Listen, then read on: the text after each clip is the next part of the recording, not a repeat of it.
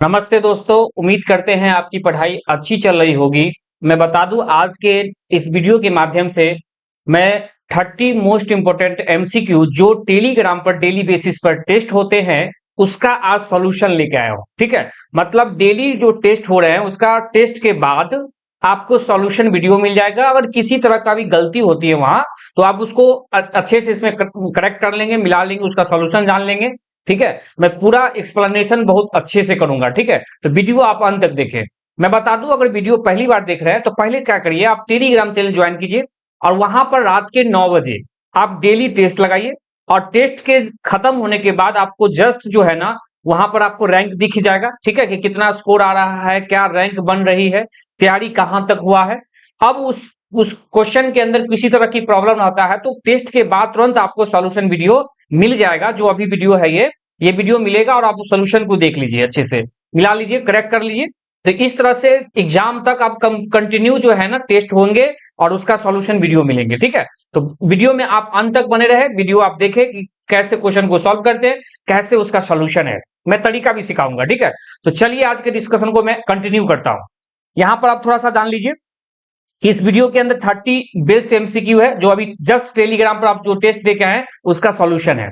और ये टेस्ट जो है 16 सितंबर मतलब आज ही के डेट का है ये, फिर कल 17 सितंबर, इस तरह से टेस्ट डेली होगा और उसका सॉल्यूशन मिल जाएंगे। आगे बढ़िए, क्वेश्चन पहला क्या कहता है, देखिए शुरू हो गया यहां से। पहला क्वेश्चन है, which concept of OOP is achieved by function overloading and operator overloading in C plus plus.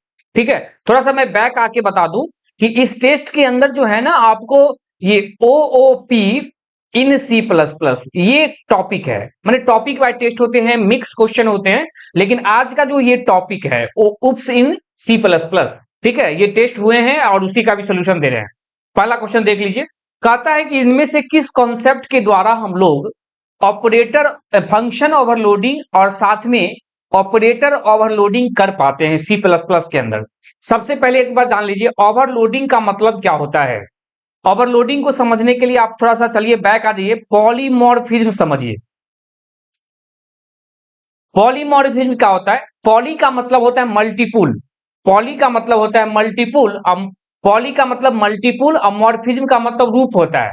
मतलब कोई भी चीज जब सेम चीज जब मल्टीपुल डेफिनेशन के साथ मल्टीपुल रूपों में आ जाए तो वो एक पॉलीमॉर्फिज्म का एग्जांपल है। जैसे अगर हम बात करें फंक्शन ओवरलोडिंग, फंक्शन ओवरलोडिंग में होता क्या है, फंक्शन ओवरलोडिंग में ये होता है कि सेम नाम का फंक्शन मल्टीपुल टाइम डिक्लेयर कर लेते हैं तो वो फंक्शन ओवरलोडिंग कहलाते हैं। जैसे देख लीजिए, void सो लिख दिए, फिर से लिख देते हैं void सो और ब्रैकेट के अंदर आईएनटी आर्गुमेंट दे देते हैं, फिर लिखते हैं void सो और फ्लोट आर्गुमेंट दे देते हैं। तो देखिए यहां पर सो नाम का फंक्शन 3 बार डिक्लेयर किए हैं और 3 बार डिक्लेयर किए हैं तो कहीं ना कहीं ये एग्जांपल पॉलीमॉर्फिज्म का है, क्योंकि सो यहां भी है यहां भी है, मल्टीपुल टाइम सो डिक्लेयर हुआ है और मल्टीपुल टाइम सो डिक्लेयर होने की वजह से ये एक पॉलीमॉर्फिज्म का रूप ले लेता है। ठीक है, अब यहां पर हम बात करते हैं कि पॉलीमॉर्फिज्म जो है इसके माध्यम से हम लोग, पॉलीमॉर्फिज्म के माध्यम से हम लोग क्या करते हैं, ये दो तरह का पॉलीमॉर्फिज्म आपको देखने को मिलता है। कंपाइल टाइम पॉलीमॉर्फिज्म, एक होता है कंपाइल टाइम पॉलीमॉर्फिज्म, एक होता है run time polymorphism. Compile time polymorphism, ठीक है, और एक होता है रन टाइम पॉलीमॉर्फिज्म। माने वैसा पॉलीमॉर्फिज्म जो कंपाइल टाइम डिसाइड हो किस फंक्शन को कॉल होना है, किस मेथड को कॉल होना है, वो कंपाइल टाइम पॉलीमॉर्फिज्म कहलाते हैं। और एक ऐसा पॉलीमॉर्फिज्म जो रन टाइम पता चलता है कि किस फंक्शन को कॉल करना है, वो आपको फंक्शन रन टाइम पॉलीमॉर्फिज्म कहलाते हैं। कंपाइल टाइम पॉलीमॉर्फिज्म में हम लोग को देखने को मिलता है फंक्शन ओवरलोडिंग, फंक्शन ओवरलोडिंग, ठीक है, ऑपरेटर ओवरलोडिंग, ऑपरेटर ओवरलोडिंग, ठीक है, ऑपरेटर ओवरलोडिंग, फंक्शन ओवरलोडिंग, ये दोनों जो है ना ये आपको देखने को मिलते हैं कहां, ये कंपाइल टाइम पॉलीमॉर्फिज्म में। रन टाइम पॉलीमॉर्फिज्म में हम लोग को देखने को मिलता है वर्चुअल फंक्शन, वर्चुअल फंक्शन, उसके बाद आप आइए इधर तो function overriding, function overriding, overriding, ये दोनों चीज जो है ना आपको रन टाइम पॉलीमॉर्फिज्म में देखने को मिलते हैं। तो सी प्लस प्लस के अंदर जो ऑब्जेक्ट ओरिएंटेड प्रोग्रामिंग लैंग्वेज है उसमें फंक्शन ओवरलोडिंग और साथ में ऑपरेटर ओवरलोडिंग को हम लोग पॉलीमॉर्फिज्म के रूप में डिनोट करते हैं। तो इसका आंसर हो जाएगा ऑप्शन नंबर सी। ठीक है, इसका आंसर निकल के आएगा ऑप्शन नंबर सी। अब थोड़ा सा हम बात करें इनहेरिटेंस का। इनहेरिटेंस का मतलब होता है किसी भी चीज को जब माने जो पहले से बना बनाया प्रॉपर्टी है उसको न्यूली प्रॉपर्टी के अंदर हम लोग क्या करते हैं, सीधे सीधे एक्सेस कर लेते हैं, तो इसको इनहेरिटेंस कहते हैं। जैसे ए नाम का प्रॉपर्टी पहले से बना था और बी नाम के प्रॉपर्टी के अंदर ए नाम के प्रॉपर्टी को क्या कर लिए, हम इनहेरिट कर लिए। इनहेरिट कर लिए तो ये कॉन्सेप्ट कहलाएंगे इनहेरिटेंस का। क्लियर है यहां तक? आगे बढ़िए। इनकैप्सुलेशन जो होता है ना, इनकैप्सुलेट होना, डेटा हाइड होना, मतलब इनकैप्सुलेशन का मतलब हाइड होता है। सी प्लस प्लस के अंदर जो क्लास बनाते हैं उस क्लास के अंदर डेटा मेंबर और मेंबर फंक्शन बाय डिफॉल्ट क्या होते हैं, वो उसके अंदर हाइड होते हैं। बाय डिफॉल्ट प्राइवेट होते हैं और वो हाइड होता है। अब हाइड होने का मतलब हो गया कि उसको आउटसाइड बिना परमिशन का हम उसको एक्सेस नहीं कर सकते हैं, तो ये चीज इनकैप्सुलेशन कहलाता है। ठीक है, ये चीज है इनकैप्सुलेशन कहलाता है। आगे बढ़िए, एक ऑप्शन और बच गया है एब्स्ट्रैक्शन। एब्स्ट्रैक्शन का मतलब होता है डेटा हाइड तो रहना, लेकिन जिस डेटा को आउटसाइड एक्सेस करवाना है, जिसको भी परमिशन देना है, जिस ऑब्जेक्ट को परमिशन देना है, उस ऑब्जेक्ट के लिए इसको क्या कर देना, पब्लिक कर देना। जिस डेटा को आउटसाइड शो करना है उसको ही शो करेंगे। तो ये कॉन्सेप्ट कहलाएंगे एब्स्ट्रैक्शन कहलाएंगे। एब्स्ट्रैक्ट होना, छुपा होना। ठीक है, छुप के रहना, जिसको परमिशन देंगे वही चीज शो होना चाहिए। ठीक है, ये आगे बढ़िए। तो इसका आंसर क्या निकल के आएगा, ऑप्शन नंबर सी। आगे बढ़िएगा, क्वेश्चन नंबर 2 देखिए। When a derived class has multiple base class, it is known as, मतलब कहता है कि एक ऐसा डिराइव क्लास जिसका मल्टीपुल बेस क्लास हो। जैसे मान लीजिए एग्जांपल के तौर पर एक बी नाम का क्लास है, उसका ए और डी नाम का जो है ये क्या है, पेरेंट क्लास है। एक ई नाम का भी बना दिए, ई भी इसका पेरेंट हो गया। मतलब तीन जो है ना ये पेरेंट है, तीन पेरेंट हो गया और एक चाइल्ड हो गया। तो इस तरह का जो रिलेशनशिप है वो इनहेरिटेंस के अंदर देखने को मिलते हैं और ये कहलाता है मल्टीपुल इनहेरिटेंस। मल्टीपुल इनहेरिटेंस याद रखिएगा अच्छे से, ये है मल्टीपुल इनहेरिटेंस। तो इसका आंसर हो जाएगा option number B, multiple inheritance. ठीक है, आगे बढ़िए। तो मिटाते हैं थोड़ा और मतलब इसका आंसर तो निकल के आ गया ऑप्शन नंबर बी। अगला कहता है सिंगल इनहेरिटेंस। सिंगल इनहेरिटेंस का मतलब होता है एक पेरेंट हुआ, उसका एक चाइल्ड हो गया, तो इस तरह का रिलेशनशिप कहलाएंगे सिंगल इनहेरिटेंस। मल्टीपुल समझा दिए। एक होता है मल्टी लेवल इनहेरिटेंस, मतलब एक पेरेंट, उसका चाइल्ड, फिर जो चाइल्ड बना है उसका भी एक चाइल्ड हो गया। मतलब एक पेरेंट ए नाम का पेरेंट है, उसका चाइल्ड, बी का भी अपना एक चाइल्ड हो गया सी। तो इस तरह से लेवल बाय लेवल जो बनेंगे ये मल्टी लेवल इनहेरिटेंस कहलाते हैं।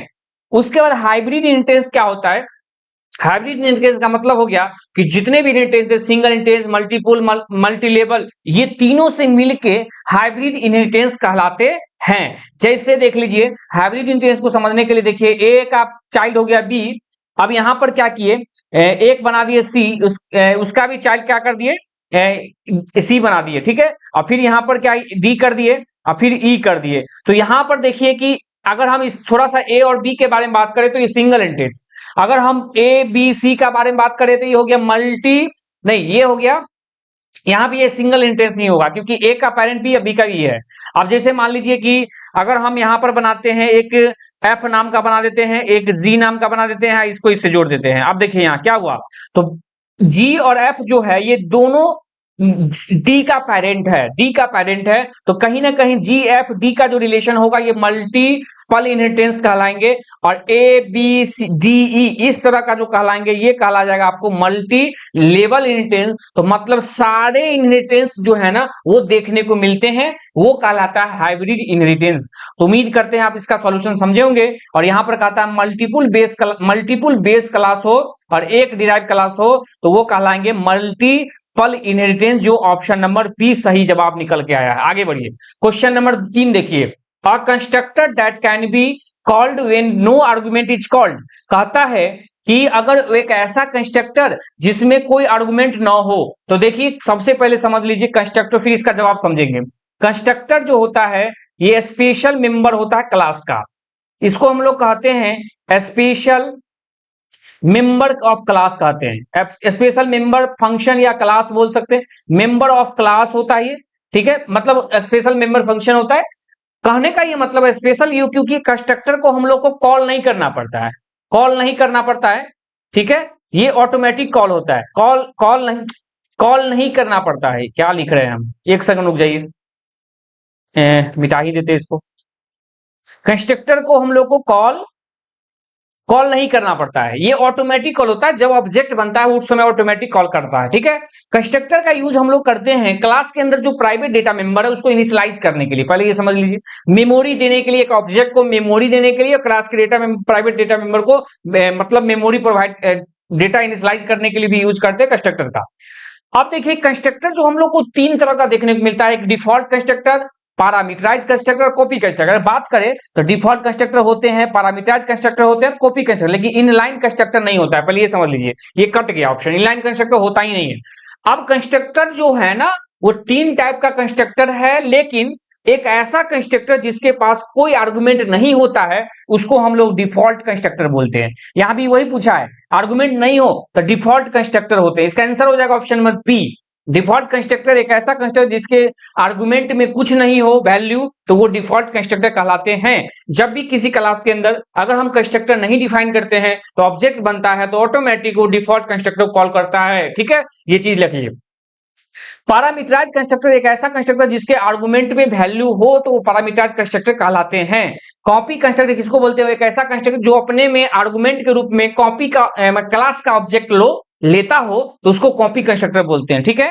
उम्मीद करते हैं आप तीन तरह का कंस्ट्रक्टर होता है, तीनों समझ गए होंगे, default, parameterize, copy constructor. Default constructor no argument, parameterize constructor argument होगा, कॉपी कंस्ट्रक्टर आर्गुमेंट भी होगा लेकिन क्लास का ऑब्जेक्ट होगा, तो वो कॉपी कंस्ट्रक्टर कहलाते हैं। मतलब कॉपी कंस्ट्रक्टर एक क्लास के ऑब्जेक्ट को वैल्यू को दूसरे क्लास के ऑब्जेक्ट में वैल्यू में भेजने का काम करता है, ये आपको कॉपी कंस्ट्रक्टर है। तो ये तीन तरह कंस्ट्रक्टर, मैंने इसका एक्सप्लेनेशन किया और ये ऑप्शन नंबर बी है। आगे बढ़िए, क्वेश्चन नंबर 4 देखिए, which function in C++ cannot be overloaded। देखिए ओवरलोड क्या होता है समझ लीजिए, अभी जस्ट बताए थे ओवरलोडिंग, वही ओवरलोड। ओवरलोड जो है ना, कहने का मतलब सेम चीज जब मल्टीपल बार डिक्लेयर करने की जो फैसिलिटी मिल जाएगा तो ये ओवरलोड कहलाता है। अब हम बात करेंगे ओवरलोड कब हो सकता है, कब होगा, किसका नहीं होगा। सबसे पहले बात कीजिए किसको ओवरलोड नहीं कर सकते, ये पूछा है। पहले जान लीजिए ऑपरेटर को ओवरलोड कर सकते हैं, यह जान लीजिए ऑपरेटर को जो है ना, ऑपरेटर ओवरलोडिंग, ये ओवरलोडिंग ही तो है। जैसे ऑपरेटर ओवरलोडिंग का एग्जांपल आप समझिएगा, देखिए सबसे पहले लिखते हैं क्लास का नाम, क्लास नेम, उसके बाद लिखते हैं ऑपरेटर, ये कीवर्ड लगाते हैं, फिर ऑपरेटर का सिंबल डालते हैं, जिस सिंबल से ओवरलोडिंग करना है, जैसे प्लस माइनस इनटू ये सब, और उसके बाद ये आर्गुमेंट देते हैं। तो ये जो सिंटेक्स निकल के आया ये ऑपरेटर ओवरलोडिंग का होता है। अब यहां पर हम क्या करते हैं, ऑपरेटर नाम का फंक्शन बार बार डिक्लेयर कर लेते हैं लेकिन अकॉर्डिंग टू सिंबल चेंज कर देते हैं, ठीक है। तो ये ऑपरेटर ओवरलोडिंग होता है। तो कहने का मतलब ओवरलोडिंग के रूप में ऑपरेटर कर सकते हैं। अगला जो है ऑपरेटर ओवरलोड हो सकता है, डिस्ट्रक्टर को भी ओवरलोड करते हैं। डिस्ट्रक्टर क्या होता है, क्लास का एक ऐसा मेंबर डिस्ट्रक्टर कहलाता है जिसको कॉल नहीं करना पड़ता। जब ऑब्जेक्ट एग्जीक्यूशन खत्म हो जाता है ऑब्जेक्ट का तो उसको क्या करता है, कंस्ट्रक्टर मेमोरी देने का काम करता है और डिस्ट्रक्टर मेमोरी को रिलीज करने का काम करता है, ये चीज है। अगला बढ़िए, अगला होता है ये, हाँ, डिस्ट्रक्टर को हम लोग क्लास के टिल्ड लगा के, टिल्ड क्लास का नेम, इस तरह से हम लोग डिस्ट्रक्टर को डिक्लेयर करते हैं, याद रखिएगा। आगे बढ़िए, अगला जो बात आती है ये होगा, ये है कंस्ट्रक्टर। देखिए कंस्ट्रक्टर को भी क्लास के नाम से हम लोग डिक्लेयर करते हैं, जस्ट बताए थे। और कंस्ट्रक्टर तीन टाइप का था तो तीनों का नाम सेम ही नहीं होगा। कंस्ट्रक्टर को क्लास के नाम के साथ डिक्लेयर करते हैं तो कंस्ट्रक्टर का क्लास के नाम के साथ डिक्लेयर करते हैं, 3 बार डिक्लेयर कर लिए और 3 डिफरेंट आर्गुमेंट के साथ डिक्लेयर कर लिए। मैंने मान लीजिए एबीसी नाम का क्लास है तो हम बना दिए एबीसी नो आर्गुमेंट, तो डिफॉल्ट कंस्ट्रक्टर। फिर बना दिए एबीसी INT कॉमा देके INT, 2 आर्गुमेंट वाला, ये हो गया। फिर हम लिख दिए मैंने एबीसी ब्रैकेट के अंदर एबीसी, तो इस तरह से ये हो गया कॉपी कंस्ट्रक्टर हो गया। तो कंस्ट्रक्टर जो है ना वो उसको ओवरलोड किया जा सकता है, डिस्ट्रक्टर को भी ओवरलोड कर सकते हैं, ऑपरेटर भी ओवरलोड होंगे, लेकिन C++ के अंदर जो मेन नाम का फंक्शन है उसको कभी भी ओवरलोड नहीं कर सकते हैं। अगर ओवरलोड आप करते हैं तो वो वहां पर एरर दे देगा, आपको एरर दे देगा कहेगा कि जैसे एक आईएनटी मेन फंक्शन या वॉइड मेन वॉइड फंक्शन है, कोई एक ही को फंक्शन लिखेंगे एक बार में एक प्रोग्राम के अंदर, क्योंकि मेन नाम का फंक्शन को हम लोग कॉल नहीं करते, उसको कंपाइलर कॉल करता है। तो कंपाइलर उसको कॉल करता है मेन नाम के फंक्शन को।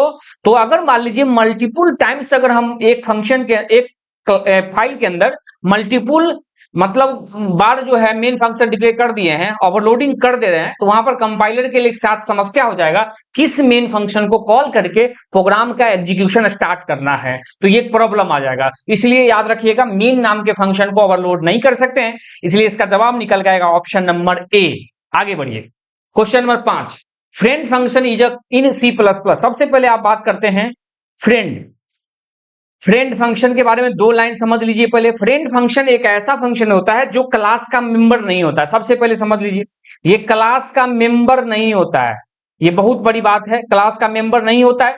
लेकिन क्लास का मेंबर नहीं होने के बावजूद भी क्लास के अंदर जो भी प्राइवेट या प्रोटेक्टेड मेंबर है उसको क्लास के आउटसाइड एक्सेस कर सकता है, ये आउटसाइड एक्सेस कर लेता है, याद रखिएगा। पहले 2 बात बता दिए। उसके बाद देखिए, कोई भी फंक्शन को जब फ्रेंड फंक्शन बनाएंगे तो हम लोग फ्रेंड नाम का कीवर्ड लगाएंगे, और जो भी कीवर्ड होता है स्मॉल लेटर में लिखते हैं। तो फ्रेंड नाम का कीवर्ड के साथ अगर कोई फंक्शन को डिक्लेयर करते हैं तो वो फ्रेंड फंक्शन कहलाते हैं। उम्मीद करते हैं आप इतना बात समझे होंगे। आप क्वेश्चन को बनाइए। कहता है पहला, friend function are member of a class. क्या क्लास का मेंबर है ये? नहीं, क्लास का मेंबर नहीं है। अगला पढ़िए, कैन एक्सेस प्राइवेट या protected member of the class. एकदम सही बात है, क्लास का मेंबर नहीं होने के बाद भी क्लास के प्राइवेट या प्रोटेक्टेड मेंबर को आसानी से एक्सेस कर लेता है। अगला है, must be declare in public. कहता है कि पब्लिक मतलब कंस्ट्रक्टर फ्रेंड फंक्शन को क्या हम डिक्लेयर करेंगे, पब्लिक डिक्लेयर करेंगे। पब्लिक का मतलब क्या? पब्लिक डिक्लेयर करेंगे हम तो आउटसाइड सीधे सीधे हम डिक्लेयर करके उसको एक्सेस कर लेंगे, ये भी बात सही नहीं है। माने पब्लिक बनाए न बनाए इसका कोई तुक बात नहीं है। Can only be called inside the class. कहता है फ्रेंड फंक्शन को क्लास के अंदर कॉल करेंगे, ये कोई बात नहीं हुई, क्योंकि वो मेन फंक्शन से न कॉल होगा फ्रेंड फंक्शन को। अब डिक्लेयर करेंगे हम किसी क्लास के अंदर, तो ये भी आंसर सही नहीं, इसका आंसर हो जाएगा ऑप्शन नंबर बी सही निकल के आएगा। आगे बढ़िए, question number 6, Which keyword is used to prevent a class from being inherited। देखिए, इनहेरिटेंस जब करने जाते हैं तो क्लास ए को अगर हम क्लास बी में इनहेरिट कर लेते हैं तो क्या होता है, ए का सारा प्रॉपर्टी बाय डिफॉल्ट बी नाम के क्लास के अंदर इनहेरिट हो जाता है, आ जाता है। हम उसको बी नाम के क्लास का ऑब्जेक्ट बना के और हम ए नाम के सारे प्रॉपर्टी को इसके ऑब्जेक्ट के थ्रू हम एक्सेस कर लेते हैं, ये चीज है। लेकिन कहता है इनहेरिटेंस को रोकना है, प्रिवेंट रोकना चाह रहे हैं, तो उसके लिए हम लोग फाइनल लगा देंगे। आप समझिए इसके पीछे कुछ कहानी है। अगर कोई क्लास फाइनल है, सिंपल जान लीजिए, फाइनल का मतलब होता है अंतिम स्थिति।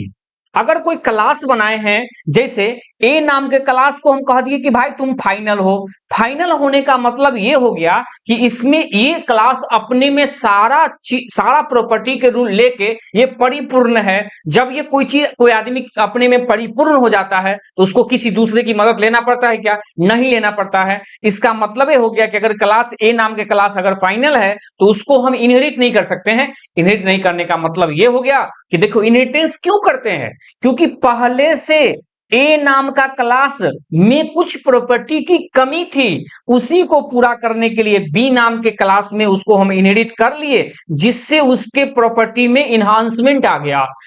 मतलब उसके प्रॉपर्टी उसका यूज करके उसमें कुछ एक्स्ट्रा प्रॉपर्टी ऐड कर दिए गए।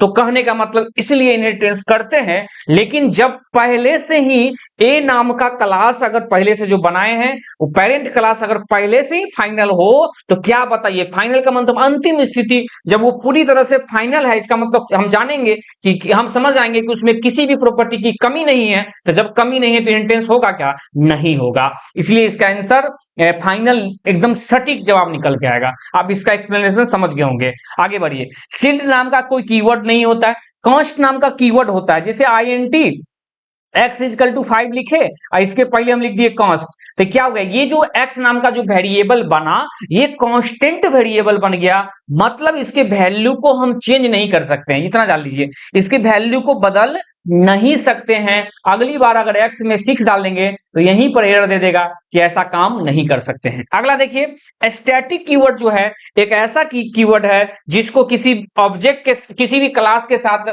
अगर नहीं किसी भी फंक्शन को अगर स्टैटिक बना देते हैं तो फंक्शन को मतलब कॉल करने के लिए हमको ऑब्जेक्ट की सहारा नहीं लेना पड़ेगा, डायरेक्ट क्लास के नाम से कॉल कर देंगे। ये स्टैटिक फंक्शन की बात है। और कोई भी स्टैटिक डेटा मेंबर है उसको मेमोरी बार बार नहीं प्रोवाइड करेंगे, एक ही मेमोरी को बार बार वो रीयूज कर लेगा। यही स्टैटिक का कॉन्सेप्ट है। तो स्टैटिक, फाइनल और कॉन्स्ट तीनों कीवर्ड है, सील्ड कीवर्ड नहीं है। लेकिन यहां क्वेश्चन कहा था ये इनहेरिटेंस को रोकना है तो फाइनल कीवर्ड लगा देंगे किसी क्लास के अंदर, तो फिर उसको हम इनहेरिट नहीं कर सकते हैं।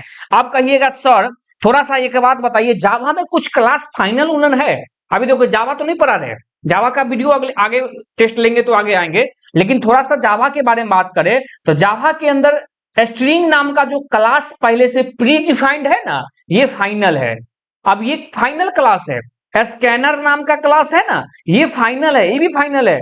अब ये दोनों फाइनल, हम दो क्लास का चर्चा कर रहे हैं, ये दोनों क्लास फाइनल है। तो आप बता सकते हैं कि हम कभी भी स्ट्रिंग नाम का क्लास, स्कैनर नाम का क्लास का हम कभी भी इनहेरिट नहीं कर सकते हैं, किसी इसको हम इनहेरिट नहीं कर सकते हैं।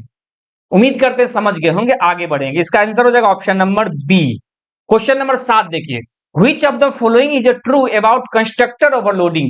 कंस्ट्रक्टर ओवरलोडिंग के बारे में क्या सही है? तो कहता है multiple constructor with different signature are allowed. सही बात है, मल्टीपुल सिग्नेचर कंस्ट्रक्टर मल्टीपुल बार डिक्लेयर करे। एगो कंस्ट्रक्टर बनाए, आर्गुमेंट नहीं दिए, दूसरा कंस्ट्रक्टर बनाए, आर्गुमेंट दिए, एक आर्गुमेंट दिए, एक तीसरा कंस्ट्रक्टर बनाए, दो आर्गुमेंट दे दिए। तो देखिए 3 बार कंस्ट्रक्टर डिक्लेयर हुआ सेम नाम का, लेकिन डिफरेंट डिफरेंट आर्गुमेंट से डिक्लेयर हुआ, तो ये तो एक कंस्ट्रक्टर ओवरलोडिंग कहलाएंगे। इसलिए आंसर इसका निकल के आएगा ऑप्शन नंबर ए। आगे बढ़ते हैं, ओनली वन। क्वेश्चन नंबर 8 क्या कहता है? Which of the following is not true about inline function? Inline function के बारे में कौन सा स्टेटमेंट सही नहीं है? तो आप देखिए, सबसे पहले इनलाइन फंक्शन जो है ना, एक ऐसा फंक्शन होता है कि जब हम इनलाइन कोई फंक्शन को इनलाइन नाम के कीवर्ड से जब बनाते हैं तो इनलाइन फंक्शन बन जाता है। इनलाइन फंक्शन से होता क्या, जब फंक्शन को कॉल किया जाता है ना, तो फंक्शन का जो कोड होता है ना, वो डायरेक्ट कॉलिंग पर जाके ट्रांसफर मार देता है। जहां कॉल हो रहे हैं ना, वहीं पर उसको कॉपी पेस्ट कर देता है उस कोड को। ये कहलाता है इनलाइन फंक्शन, जिससे मेरा स्पीड थोड़ा सा जो है ना फास्ट हो जाता है। तो अब यहां पर समझिए ऑप्शन क्या क्या होगा, क्या नहीं होगा। They reduce function call overhead, ये सही बात है। मतलब इनलाइन फंक्शन जो है ना, वो डायरेक्ट सीधे सीधे क्या हुआ, जहां पर कॉल हो रहा है वहीं पर उसके कॉपी पेस्ट कर दिया उसके कोड को। तो यहां पर वही बोला है कि इससे क्या हुआ, कॉलिंग का जो है उस चीज को कम कर दिया गया। ठीक है, they can expanded at a compile time, मतलब कंपाइल टाइम जो है ना, इसको क्या कर दिया गया, एक्सपेंड कर दिया गया, बढ़ा दिया गया। ठीक है, compile they are expanded at the compile time, मतलब कंपाइल इनलाइन फंक्शन के कारण वो कंपाइल टाइम में ही वो डिसाइड हो गया कि वो जो कॉल होना है इनलाइन का, वो वहां डायरेक्ट कॉपी पेस्ट कर देगा, इसलिए एक्सपेंड हो गया वो चीज। दे इंक्रीज कोड साइज, इससे कोड साइज क्या हो गया, इंक्रीज कर जाएंगे। ठीक है, कोड का जो साइज है वो इंक्रीज कर जाएंगे क्योंकि वो सीधे सीधे को पेस्ट हो रहा है। लेकिन ऑप्शन नंबर डी पढ़िए, they can contain recursion. Recursion क्या होता है, जब भी कोई फंक्शन खुद के फंक्शन को मल्टीपुल टाइम कॉल करे तो ये रिकर्सिव फंक्शन कहलाते हैं, रिकर्सन कहलाते हैं। अब रिकर्सिव फंक्शन में एक चीज पता नहीं होता है कि हमको कितना बार कॉल होना है, कितना बार कॉल होना है, इसकी कोई गारंटी नहीं होती है। मतलब मल्टीपुल टाइम कॉल होते जाएगा होते जाएगा होते जाएगा। तो इनलाइन फंक्शन में सीधा सीधा कोड जहां कॉल हो रहे थे वहीं पर कॉपी पेस्ट कर दिया जाता है। लेकिन इनलाइन रिकर्सन में होता क्या है कि मल्टीपुल टाइम जब फंक्शन कॉल होंगे, लेकिन कब किसको कॉल हो, माने कितना बार वो कॉल होगा ये पता नहीं रहता है। इसलिए आंसर डी नंबर जो है ना, इनलाइन फंक्शन के बारे में गलत है। इसका आंसर हो जाएगा ऑप्शन नंबर डी। आगे बढ़िए, क्वेश्चन नंबर 9 देखिए, Which of the following is not a characteristic of constructor in C++? C++ में कंस्ट्रक्टर के बारे में कौन सा बात सही नहीं है, गुण नहीं है? देखिए, सबसे पहले आप थोड़ा बात जान लीजिए। कंस्ट्रक्टर एक स्पेशल मेंबर फंक्शन होता है। कंस्ट्रक्टर के अंदर रिटर्न टाइप नहीं होता है। कंस्ट्रक्टर जो आर्गुमेंट लेता है अकॉर्डिंग टू रिक्वायरमेंट, जो आर्गुमेंट देते हैं कंस्ट्रक्टर को हम ओवरलोड करते हैं, ये सब चीज है। कंस्ट्रक्टर को क्लास के नाम के साथ डिक्लेयर करते हैं। ये 4-5 बात आप याद रखिएगा, आप बनाइए answer. They have the same name as the class, सही बात है, कंस्ट्रक्टर को क्लास के नाम के साथ डिक्लेयर करते हैं। दे रिटर्न वॉइड, क्या कंस्ट्रक्टर वॉइड रिटर्न करता है? अगला पढ़ते हैं, दे कैन ओवरलोडेड, सही बात है, कंस्ट्रक्टर को हम ओवरलोड कर सकते हैं। एक मिनट, कंस्ट्रक्टर को ओवरलोड कर सकते हैं, सही बात है। दे आर कॉल ऑटोमेटिकली, ये भी सही है, कंस्ट्रक्टर को ऑटोमेटिक कॉल करते हैं, लेकिन मैंने बताया कंस्ट्रक्टर कुछ भी रिटर्न नहीं करते, इवन वाइड भी रिटर्न नहीं करता है, इसलिए इसका आंसर निकल के आएगा option number B. What is the order of constructor destructor call in multiple inheritance, मतलब इनहेरिटेंस जब करते हैं, मल्टीपल इनहेरिटेंस आपको पता होना चाहिए कि ए एक नाम का एक क्लास है, बी नाम का भी एक क्लास है, सी नाम का एक क्लास में ए और बी को क्या कर दिए, इसके अंदर इनहेरिट कर लिए, तो ये कॉन्सेप्ट कहलाता है मल्टीपल इनहेरिटेंस। तो मल्टीपल इनहेरिटेंस में होता क्या है, सिंपल जान लीजिए, जब भी इनहेरिटेंस करते हैं ना, तो जब ऑब्जेक्ट बनता है मतलब मेन फंक्शन के अंदर, तो वो सबसे पहले क्या होता है, पेरेंट के कंस्ट्रक्टर को कॉल करता है, तब करता है डिराइव को, ये होता है। डिस्ट्रक्टर कैसे कॉल होता है, उल्टा कॉल होता है, पहले करेगा डिराइव को और तब करेगा बेस को, उल्टा। जैसे अगर ये कंस्ट्रक्टर है मतलब यहां पर समझिए फिगर से, यहां पर ए नाम का क्लास पेरेंट है, बी भी पेरेंट है और सी चाइल्ड है, तो सबसे पहले कंस्ट्रक्टर की जो कॉलिंग होगी, ऑब्जेक्ट तो सी का बनेगा, जैसे सी का C1 ऑब्जेक्ट बना दिए, एक मिनट, सी का जो है ना वो C1 ऑब्जेक्ट बना दिए, तो ये क्या होगा, सबसे पहले कंस्ट्रक्टर जब कॉल होगा तो सबसे पहले कॉल करेगा ए का, दोनों ए का कॉल करेगा और तब जाके कंस्ट्रक्टर करेगा सी का कॉल होगा, मतलब पेरेंट से चाइल्ड की ओर। और डिस्ट्रक्टर जो मेमोरी रिलीज करने का काम करता है, उल्टा करता है, पहले करेगा चाइल्ड का और तब करेगा पेरेंट का। तो ऑप्शन देख लीजिए, पहला ऑप्शन पढ़िए, पहले बेस को करता है, डिराइव करेगा, उसके बाद तीर का निशान दिखा हुआ मैंने उसका डिराइव का कंस्ट्रक्टर का, ये सही है। उसके बाद जो है डिस्ट्रक्टर कैसे कॉल होता है, डिराइव का होगा और तब जाके बेस का कॉल होगा, मतलब उल्टा होगा, तो ये डिराइव इस तरह से डिस्ट्रक्टर कॉल होता है, इसके लिए आंसर हो जाएगा ऑप्शन नंबर ए। उम्मीद करते हैं आप समझ गए होंगे। अगला बढ़िए, नंबर 11 का कहता है, which keyword combination ensures that of function can not be overridden, मतलब इसमें से कहता है कौन सा कॉम्बिनेशन है जिसको हम जो है ना अगर हम करेंगे तो ओवरराइड नहीं कर सकते, ओवररिडेन नहीं कर सकते। सबसे पहले देखिए, आपको पहले बता चुके हैं ओवरराइड की बात आएगी तो वहां इनहेरिटेंस की बात होगी, तो इनहेरिटेंस के अंदर जो ओवरराइड करते हैं हम लोग मेथड को, जो पहले से बना बनाया प्रॉपर्टी है उसको हम क्या करते हैं, न्यूली प्रॉपर्टी के अंदर ओवरराइड कर देते हैं। तो ओवरराइड कब नहीं होगा, जब फाइनल नहीं होगा। देखिए फाइनल कहाँ नहीं है, यहाँ नहीं है फाइनल, यहाँ भी फाइनल नहीं है, अब या तो एक होगा या तो सी होगा। अब देखिए कि क्या है, ऊपर में वर्चुअल फंक्शन, आप समझ लीजिए ओवरराइड की बात होती है, ओवरराइड हम ऑप्शन से भी काट सकते हैं। ओवरराइड की जब बात आती है ना तो वहां पर हम लोग वर्चुअल की बात देखने को मिलता है। ओवरराइड क्या होता है कि कोई एक ऐसा प्रॉपर्टी जो पेरेंट के अंदर भी है और चाइल्ड के अंदर भी है, माने एक ऐसा प्रॉपर्टी जो पेरेंट में भी है चाइल्ड में भी है, तो पेरेंट की प्रॉपर्टी जो है ना माने वर्चुअल हो जाता है, ओवरराइड हो जाता है चाइल्ड के प्रॉपर्टी से। तो उसके लिए हम लोग क्या करते हैं, चाइल्ड पेरेंट के प्रॉपर्टी में हम वर्चुअल कीवर्ड लगा देते हैं तो वो वर्चुअल हो जाता है। उसके बाद फाइनल अगर होगा, कॉम्बिनेशन फाइनल दे देंगे तो फिर उसको ओवरराइड नहीं कर सकते, इसलिए इसका आंसर हो जाएगा ऑप्शन नंबर ए। आगे बढ़िए, क्वेश्चन देखिए अगला, question number 12, which of the following statement about friend function is false, friend function के बारे में कौन सा बात गलत है। देखिए friend function can be access private and protected member, सही बात है। Friend function member of a class कहता है, फ्रेंड फंक्शन जो है क्लास का मेंबर होता है, नहीं, गलत बात है, गलत, फ्रेंड फंक्शन क्लास का मेंबर नहीं होता है, इसलिए आंसर नंबर बी सही जवाब निकल गया। गलत पूछा था, फॉल्स पूछा है, इसलिए इसका आंसर हो जाएगा ऑप्शन नंबर बी, ये गलत है। कहता है friend function are be inherited, are not inherited, friend function को इनहेरिट नहीं कर सकते, उसको डिक्लेयर कर लेते हैं। Friend function are declared using a keyword friend, ठीक है, ये सही बात है, मतलब ये भी सही है, मतलब इसका आंसर हो जाएगा ऑप्शन नंबर बी। आगे बढ़िए, क्वेश्चन नंबर 13 देखिए, what will happen if a class has a pure virtual destructor but no definition for it, अगर हम एक क्या होगा मतलब एक क्लास जो बना रहे हैं उसमें प्योर वर्चुअल डिस्ट्रक्टर बना रहे हैं, तो देखिए प्योर वर्चुअल डिस्ट्रक्टर कैसे होगा, तो हम लोग क्या करते हैं, वर्चुअल कीवर्ड लगाएंगे, उसका टिल्ड का सिंबल लगाएंगे, उसके बाद क्या करते हैं, क्लास का नाम लिखेंगे, जैसे मान लीजिए ABC क्लास का नाम है, उसके बाद ब्रैकेट देंगे, तो इस तरह से इक्वल टू 0 कर देंगे, तो ये क्या है, प्योर वर्चुअल डिस्ट्रक्टर हो जाएगा। तो प्योर वर्चुअल डिस्ट्रक्टर बनाए हैं और उसको डेफिनेशन प्रोवाइड नहीं किए हैं, तो इस केस में होगा क्या, कोड जो है ना विल कंपाइल फेल्ड, माने वो कंपाइल ही नहीं होगा, मतलब वो उस समय कंपाइल इसलिए नहीं होगा क्योंकि प्योर वर्चुअल फंक्शन को हम लोग को बॉडी देना ही पड़ता है, तो यहाँ पर नहीं देंगे तो यहाँ पर कोड क्या होगा, कंपाइल टाइम एरर दे देगा, इसलिए आंसर हो जाएगा ऑप्शन नंबर बी। आगे बढ़िए, क्वेश्चन नंबर 14 देखिए, what is the correct way to declare pure virtual function. Pure virtual function का करेक्ट सिंटेक्स क्या है? सबसे पहले हम लोग लिखते हैं वर्चुअल, वर्चुअल कीवर्ड लगाते हैं, फिर लिखते हैं रिटर्न टाइप, ठीक है, फिर लिखते हैं फंक्शन नेम,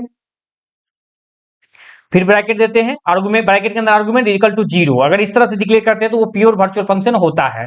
अब देखिए ऑप्शन नंबर पहला, virtual void display equal to 0, सही बात है।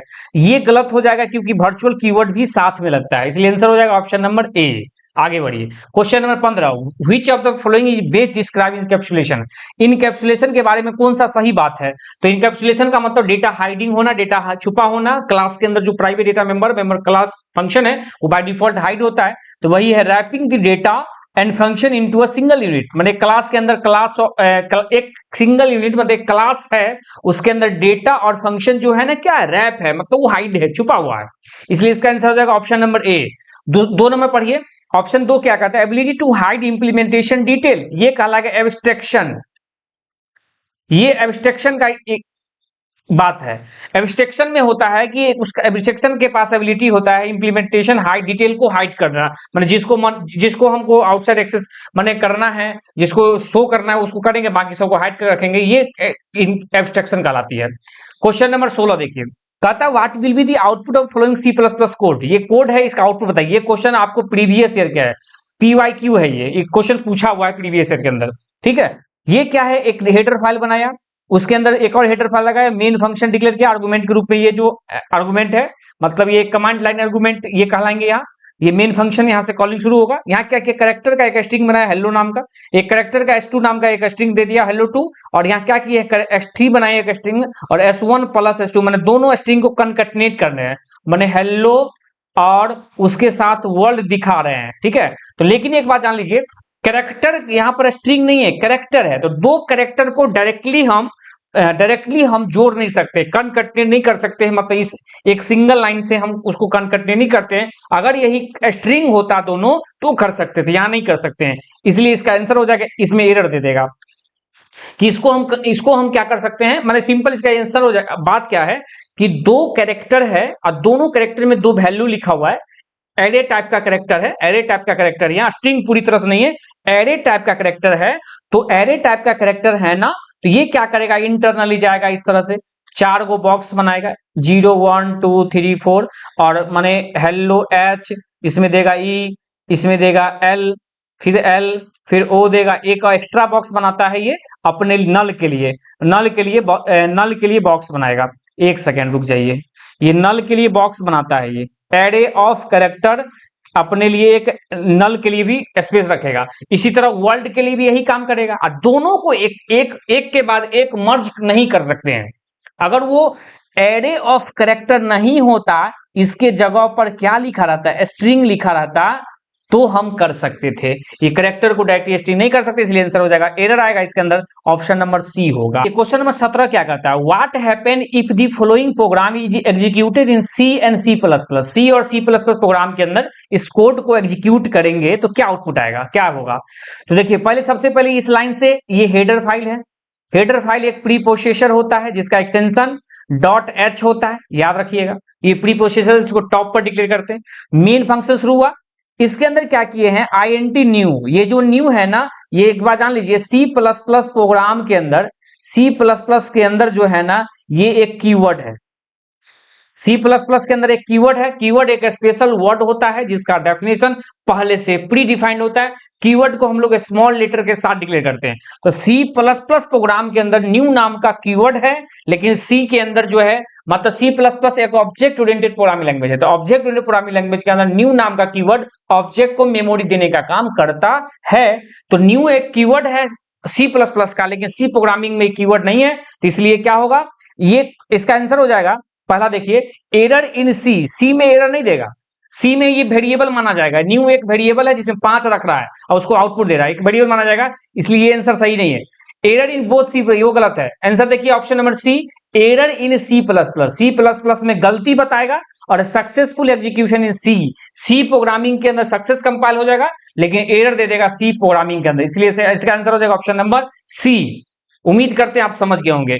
मतलब न्यू नाम का कीवर्ड सी प्लस प्लस के अंदर है और सी के प्रोग्रामिंग के अंदर न्यू नाम का कोई कीवर्ड है नहीं, तो सी प्रोग्रामिंग के अंदर इसको न्यू को एक वेरिएबल मान के उसको आउटपुट दे देगा, आराम से उसका 5 जो वैल्यू है वो आउटपुट रिटर्न कर देगा। लेकिन सी प्लस प्लस में एरर दे देगा, कहेगा कि न्यू नाम का एक कीवर्ड है और इसको आप वेरिएबल नहीं बना सकते हैं। आगे बढ़िए, question number 18, what is the correct syntax to accessing the static member of a class in C plus plus. देखिए, जब स्टैटिक मेंबर क्या होता है, अगर कोई मेंबर क्लास का कोई मेंबर, चाहे डेटा मेंबर हो, मेंबर फंक्शन हो, ठीक है, उसको अगर स्टैटिक कीवर्ड के साथ डिक्लेयर कर लेंगे तो वो स्टैटिक मेंबर कहलाएंगे।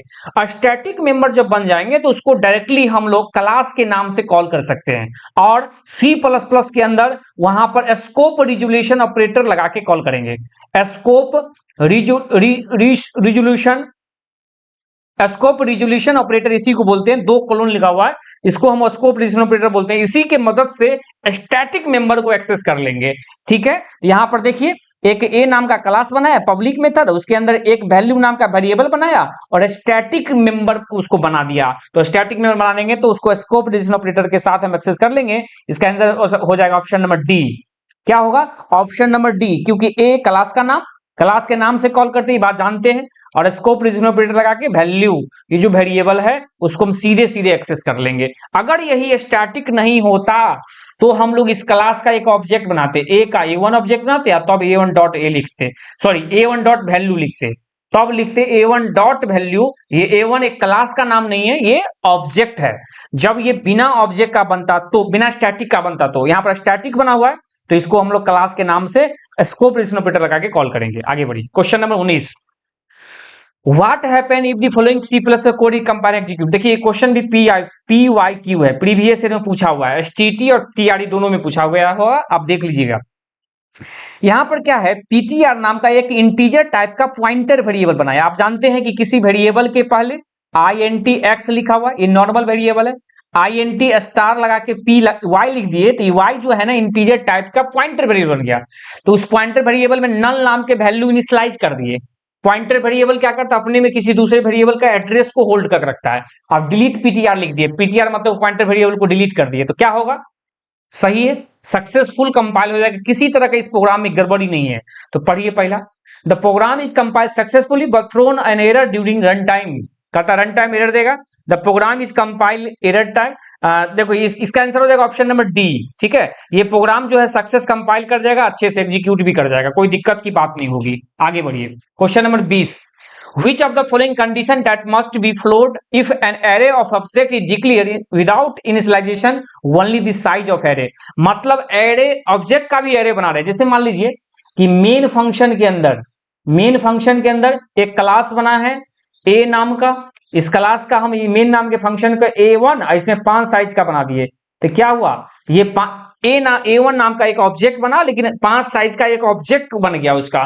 तो इस केस में हमको क्या मिलेगा बताइए? इस केस में हमको जो है, मैंने the class should be have a separate constructor for each object. मतलब कहेगा, पहले समझिएगा बात से, क्या ये A1 नाम के 5 ऑब्जेक्ट का एरे बना दिए तो क्या हर के लिए अलग अलग सेपरेट कंस्ट्रक्टर बनाएगा? गलत बात है, ये नहीं होगा। ठीक है, ये नहीं होगा।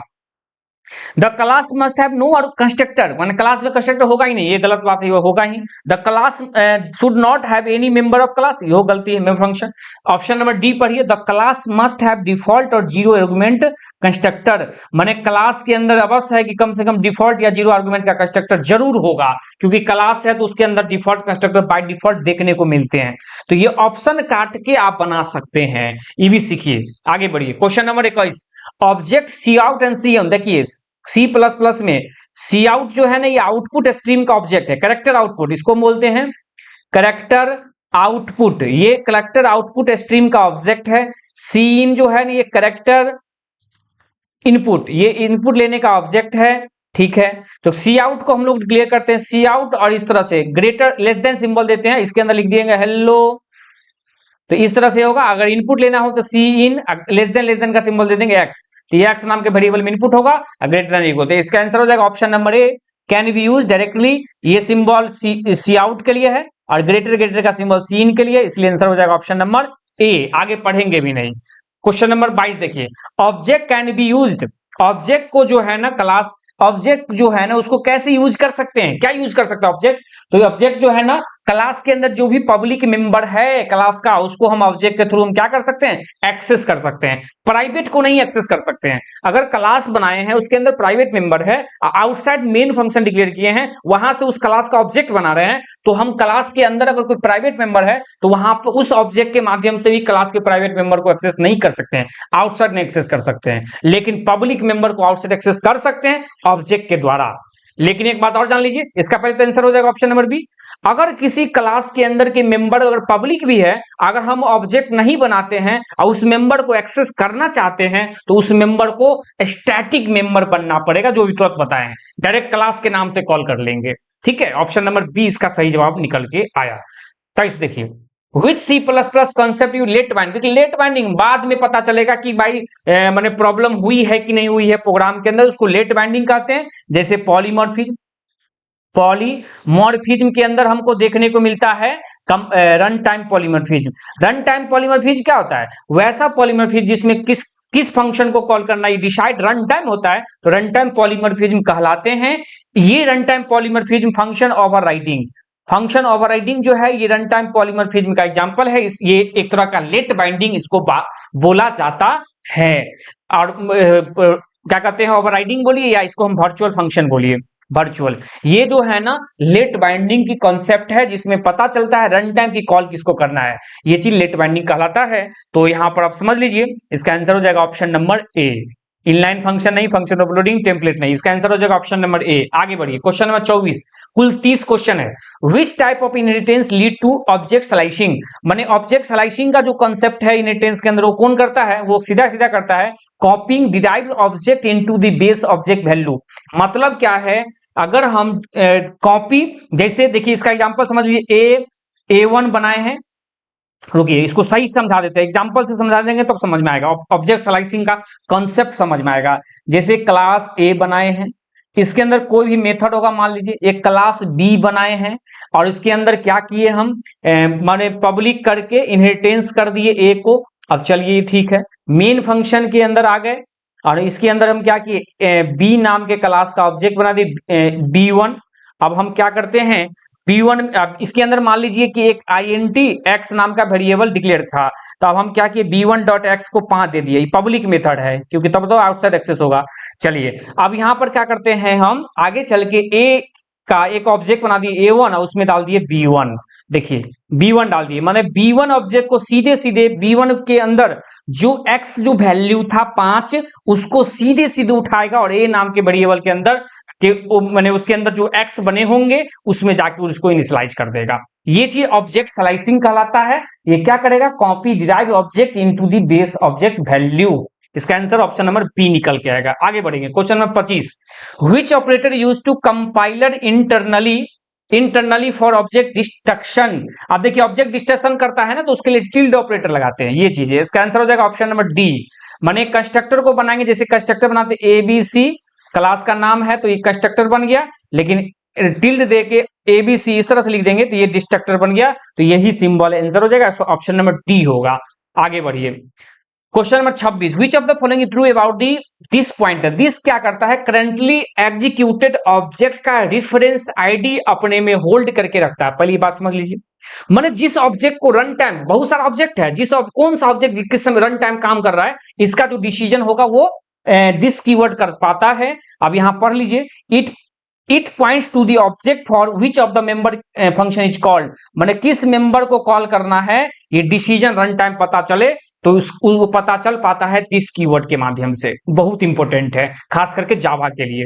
आगे बढ़िए, question number 27, which of the following true about the virtual base class. अगर वर्चुअल बेस क्लास बनाते हैं तो क्या होगा, देखिए बेस क्लास को वर्चुअल बना दिए हैं तो वहां क्या होगा, they allow only one constructor to be called in multiple inheritance, they prevent duplication of a base class member in derived class, they make all member function virtually automatically, और उसके बाद क्या होगा, they make all member function virtual automatically, they can not have private member. पहला option पढ़िए, कहता है virtual base class, माने बेस क्लास को वर्चुअल बनाए हुए हैं, तो ये क्या करेगा, प्रिवेंट करेगा duplication of base class member in derive class. Simple जान लीजिए, जब एक क्लास बनाए हैं पेरेंट, उसका एक चाइल्ड बना दिए, अब बेस क्लास का जो मेथड है वो वर्चुअल है, वो क्लास वर्चुअल है, तो मान लीजिए उसके अंदर हम क्या करते हैं, एक एक्स नाम का वेरिएबल बना दिए हैं, तो उसको फिर हम डिराइव क्लास में डिक्लेयर नहीं कर सकते उसी नाम से, यही तो कहता है, उसी नाम से डिक्लेयर कर सकते, तो वही क्या प्रिवेंट करता, रोकता है, क्या करता है, duplicating of a base class member in derive class. यही आंसर सही होगा, वर्चुअल का यही तो कॉन्सेप्ट है। आगे बढ़िए, question number 28, which of the following true statement true about the run time polymorphism. Run time polymorphism जो है फंक्शन ओवरराइडिंग है या वर्चुअल फंक्शन है। ऑप्शन नंबर सी दिखने को मिल रहा है कि achieving using the virtual function, ये आंसर होगा, ओवरलोडिंग नहीं होगा, ये नहीं होगा, ये सब कंपाइल टाइम है, ये अलग चीज है, और लेकिन आंसर हो जाएगा option number 2 achieving using the virtual function. Option number C सही जवाब है। आगे बढ़िए, question number 29, second last question, which inheritance type is used to in class given. देखिए एक क्लास बनाए ए नाम का और एक एक्स और वाई को, माने ए नाम का नहीं मतलब एक्स और वाई नाम का कोई क्लास बना हुआ पहले से, एक एक्स बना एक वाई बना, इस लाइन से क्या पता चल रहा है, एक ए नाम का भी क्लास बनाया है और एक्स और वाई दोनों को ए नाम के क्लास में इनहेरिट कर लिया गया, ऐसा कहलाता है मल्टीपुल इनहेरिटेंस। मैं बार बार बताते आया हूं, इसका आंसर हो जाएगा ऑप्शन नंबर बी। उम्मीद करते हैं आप समझ गए होंगे। आगे बढ़ेंगे, क्वेश्चन नंबर 30, आज का अंतिम question, which of the following is correct about the class and constructor. देख लीजिए, क्लास एक ऐसा ब्लॉक ऑफ कोड होता है, एक ब्लूप्रिंट होता है जिसके अंदर डेटा मेंबर फंक्शन डिक्लेयर करते हैं। क्लास के अंदर जो मेंबर होते हैं बाय डिफॉल्ट प्राइवेट होते हैं, याद रखिएगा प्राइवेट होते हैं। स्ट्रक्चर एक ब्लॉक ऑफ कोड होता है जिसको स्ट्रक्ट नाम की कीवर्ड से डिक्लेयर करते हैं, और प्राइवेट के अंदर स्ट्रक्चर के अंदर जो बाय डिफॉल्ट मेंबर है वो पब्लिक होते हैं। यही दोनों में अंतर है। ये क्वेश्चन आपके प्रीवियस ईयर में पूछा हुआ क्वेश्चन है, PYQ है। तो चलिए इसका आंसर निकाल लीजिए। Class data member are public, गलत बात है, क्लास का डेटा मेंबर प्राइवेट है। Class has the member function, ये क्या क्या बात अलग लिख दिया, हटाइए। पॉइंटर ही कुछ लिख दिया। आंसर पढ़िए option number D, class data member और प्राइवेट, क्लास का data member by default private होता है, लिखा है वाइल, जबकि data of the structure are public, structure का जो मेंबर होता है बाय डिफॉल्ट क्या होता है उसका पब्लिक होता है। माने क्लास का जो बाय डिफॉल्ट मेंबर है वो प्राइवेट होंगे और स्ट्रक्चर के जो बाय डिफॉल्ट मेंबर होंगे, जो डेटा मेंबर उसके होंगे, वो बाय डिफॉल्ट पब्लिक होता है। ये क्वेश्चन, इस क्वेश्चन का जवाब निकल के आया। तो 30 का ऑप्शन नंबर डी होगा। उम्मीद करते हैं आप समझ गए होंगे। तो देखिए आज का वीडियो ये यही खत्म होता है, क्योंकि 30 जो क्वेश्चन अभी टेलीग्राम पर डिक्लेयर मतलब टेस्ट हुआ था उसी का ये सोल्यूशन में दिए हैं। कैसा लगा वीडियो एक कमेंट करके मुझे बताइए, जिससे मोटिवेशन मुझे मिलेगा, और बैक टू बैक मैं हर दिन ऐसा ही वीडियो आपके लिए लेके आऊंगा, और डेली 9 बजे टेस्ट लूंगा, उसका सॉल्यूशन टेस्ट के बाद आपको वीडियो के माध्यम से मिल जाएगा। सेम क्वेश्चन आपको देखने को मिलेगा। कैसा लगा ये तरीका? अगर आपको अच्छा लगा है तो आप लाइक करिए और कमेंट करके बताइए, अपने दोस्तों पर भी शेयर करिए, और साथ में अगर पहली बार चैनल पर देख रहे हैं, चैनल को सब्सक्राइब करके मेरे चैनल से, मेरे टेलीग्राम चैनल से जुड़ जाइए और कंटिन्यू स्टडी करते रहिए। ठीक है, तो चलिए मिलते हैं अगले वीडियो के साथ, अगले कॉन्सेप्ट के साथ। ठीक है, चलिए ठीक है, थैंक यू।